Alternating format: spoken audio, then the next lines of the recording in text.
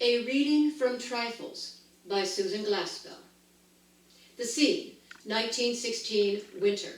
A gloomy kitchen in a farmhouse. There are unwashed pans in the sink, a loaf of bread outside the bread box, a dish towel on the table, and other signs of unfinished work. County Attorney George Henderson is interrogating Mr. and Mrs. Hale. Well, Mr. Hale, just tell what happened when you came here yesterday morning. Well, I had started the town with a load of potatoes. I came along the road from my place, and as I got here, I thought, I'm going to go see if I can't get John Wright to go in with me on a party telephone line.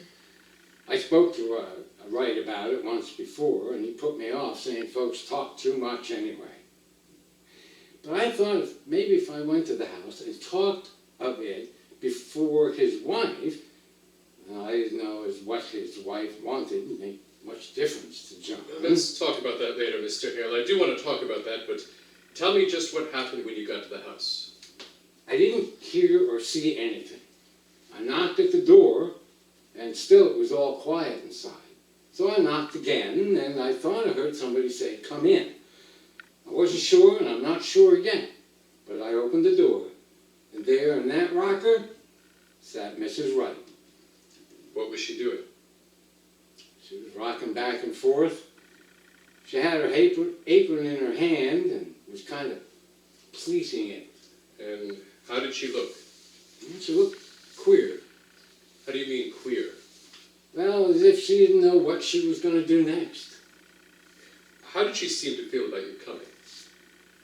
Well, I don't know. She minded one way or the other. She didn't say much, pay much attention. I said, "How do, Mrs. Wright? It's cold, ain't it?" And she said, "Is it?" And went on kind of pleating at her apron. Well, I was surprised she didn't ask me to come over to the stove or to sit down. Just sat there, not even looking at me. So I said, "No, I want to see John." And then she laughed. I guess you'd call it a laugh. So I says a little sharp, "Can't I see John?" "No," she says, kind of dull-like. "Well, ain't he home?" says I. "Yes," says she, "he's home." "Then why can't I see him?" I was out of patience. "'Cause he's dead," says she. "Dead?" says I. She just nodded her head, not getting a bit excited, but rocking back and forth. "Why? Where is he?" says I, not knowing what to say. She just pointed upstairs like that. Then I said, "Well, what'd he die of?" "He died of a rope around his neck," says she, and just went on pleating at her apron. And there he was, lying I think I'd rather have you go into that upstairs so you can point it all out. Just go on now with the rest of the story. Well, my first thought was to get that rope off. It looked... So I went back downstairs. She was still sitting in that same way. "Has anybody been notified?" I asked. "No," says she, unconcerned. "Well, who did this, Mrs. Wright?" She stopped the pleating of her apron. "I don't know," she says. "You don't know?" "No," says she. "Weren't you sleeping in the bed with him?" "Yes," says she, "but I was on the inside." "Somebody slipped the rope around his neck and strangled him, and you didn't wake up?" "I didn't wake up. I sleep sound." I went as fast as I could to get the coroner. Mrs. Wright's not much of a housekeeper, would you say, Mrs. Hale? There's a great deal of work to be done on a farm. Oh, loyal to your sex, I see.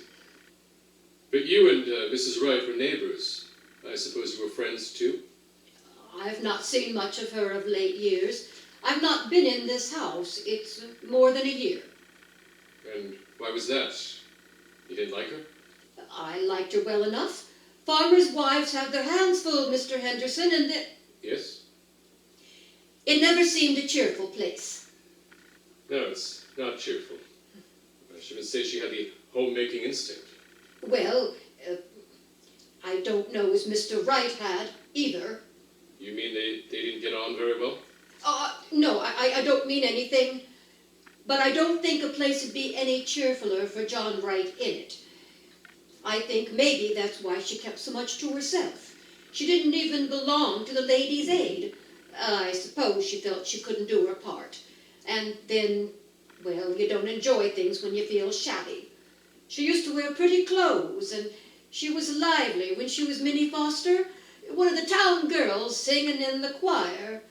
But, that was, 30 years ago. This all you was to take in? I'd like to talk more of that a little later. I want to get the lay of the things upstairs now. Keep an eye out for anything that might be of use to us. Yes, Mr. Henderson.